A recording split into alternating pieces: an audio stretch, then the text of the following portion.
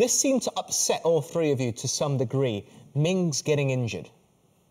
And how it was handled, I should say. Well, it's how it was handled. You know, as you know, Mings has pulled up, we've all gone hamstring. If you've strained your hamstring, your game is over. And you know, this is where it happened. You know, he's gone down as if he's been shot. But ultimately, you know, Villa send on the medical team. There, look, you can see him. He's holding his hamstring. It's in the middle of his hamstring. It looks like it's quite deep. Already before that, now when he's playing that ball back, you see that he's grabbing his hamstring over there. So if I'm the player, I know my game's over. When the medical team come on and they spend a lot of time with him and they run some tests on him, he has to come off and you replace him. For some reason, he stays on the pitch. He must have said himself, like, I'm fine, I want to try again.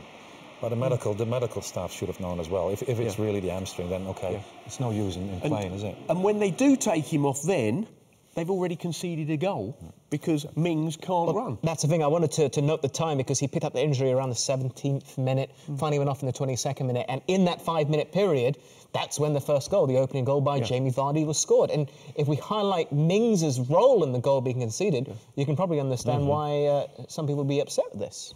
Well, we said as well when he got back onto the pitch, and they kept on playing with him on the pitch, of course. If Leicester's winning that ball back again, then straight away go forward and play in his position. So this is it. And this has happened. They're losing the ball. They go forward. He's dropping in deep because he can't go short, because he can't run. He can't help his fellow centre-back in the centre of the pitch. Vardy's making that run in between, and then they scored a goal. CP? Crazy. Yeah. I mean, I would have called it straight away as a manager. He's done his hamstring. See, he's dropped here now, and the boy Mings he's got good pace, right? If he didn't have a problem here, right, when this ball is played to Vardy, he would have still carried on running and sprinting. And if you look, because Vardy makes a bit of a mess of it at first, but he can't move, he can't run. It's crazy.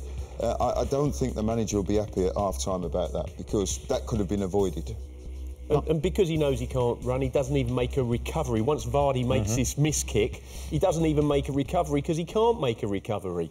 It's really unprofessional from Villa's perspective and very expensive. Unprofessional for the medical staff or Tyrone Mings? Well, I think everybody. I said a minute ago, if I'm that player, I know my game's over. But even if he says he wants to continue, he can't. They already know that. So pull him. Yeah. And in actual fact, you know, talk about Mings dropping off. In the build-up, he would have gone tight to Iheanacho, and Iheanacho wouldn't have been able to have turned, and then he wouldn't have been able to play the ball through to Vardy. But it's not just that. The fact is, if you could be talking 2 weeks as opposed to a month or 6 weeks with hamstring tears. Yeah. So you're not just thinking about this game, you're thinking about they're going to need him to stay in the league. By staying on, he could have done more damage.